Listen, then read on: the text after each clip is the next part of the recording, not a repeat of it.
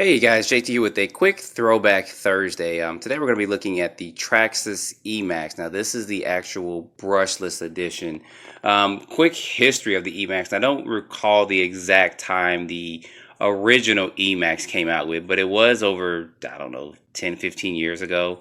Maybe a little bit more, give or take, but it was one of the cars that kind of started the monster truck craze back up when it was released, and it was a brush version that they came out with, and it did have like dual motors, dual Titan. I think it was a 21 turn 575 motor. I can't remember the exact motor, but over the years, Traxxas did some updates to that, and then of course they came out with the T-Max that helped people to get back into the hobby, and then brushless and lipo stuff started coming out, and then they eventually came out with an E-Maxx, which is what you guys see here. Now I think this is actually like the second revision of the E-Maxx. I think they actually released another version, and you'll know by the connectors that are on here as well. These have some of the standard Traxxas connectors on here, where the ones before the new ones are going to have the Traxxas connectors with the bigger ends on it. It's still the same thing. They just kind of proprietize their connectors and stuff with that. But go and behold, this one did come with the TQ radio, not the TQI, so that kind of shows the age of this as well with the docking bay.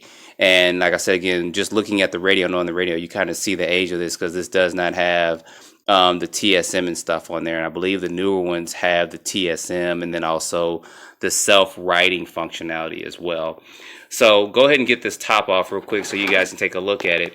Now, I'll just let you guys know my personal opinion was this truck is overpowered for what it's worth, meaning that this is a 2200 kV motor, and I believe this is about 130 or 40 amp speed controller, but this can run up to 6S power, and 6S is a lot of power for this type of truck.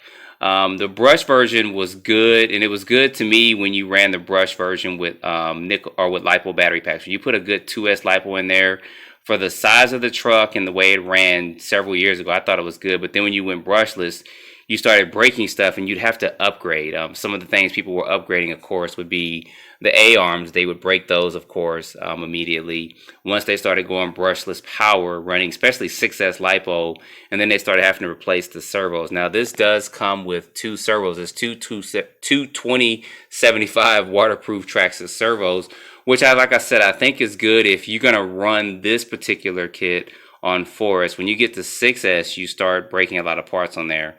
You can watch my channel. Maybe a couple years ago, me and a friend was out running E-Maxx, X-Maxx, and also the Outcast and stuff. And you can see some of the performance differences with that as well. And when he started running 6S, he was constantly backflipping, and I think he ended up even stripping his differential, which is why this hasn't really been run on 6S. It's either been run basically with the nickel metal batteries or with two 2S lipos equal 4S. I know 6S is a lot of power for this, so I'll try to get this up and running and do a running video with this just on 4S. I won't do 6S because I already know that's too much power. But anyway, this was one of the monster trucks that actually came with 8 shocks on it. You guys see it has 4 in the front and 4 in the back. A couple other trucks also do that as well. HPI does it, and then you guys also know that I had a Mad Beast also that has the 8 shocks on there as well. So some companies were doing that, and then all of a sudden things kind of transitioned away from doing 8 shocks, and everybody started going back to using just 4 shocks, which is good because it does kind of save you and stuff on maintenance as well. I mean, if you're going to replace shocks or put different shocks on there, you have to buy 8. So going behold, that was to me, I always thought it looked cool, but as far as in your pocket and what you have to do to either maintain or replace is going to cost you a lot with it. So other things with this, I know that if people are really bashing this hard, certain things that break on it is going to be also these body mounts in here. People tend to break those. Periodically, they'll do drive shafts as well. You guys can see that in there. It's still included the plastic drive shafts with it as well. But like I said, for me, running this on 4S was perfectly fine. And kind of the running conditions I run in, I don't sit up here and try to do double and triple backflips, especially with this vehicle, because I'm not going to say it's fragile, but I know that in order to do that, I'm going to have to put some money into it to get it upgraded. So anyway, guys, I just wanted to do a quick look at this truck and show this to you guys. Like I said, I'll try to get some running videos up. You see, it's still in really good condition because I don't run it that much. If I run it, it's just kind of like you see here, it's got some mud and stuff on the tires. I'll go through some muddy areas real light and then kind of clean it off and kind of put it back on the shelf.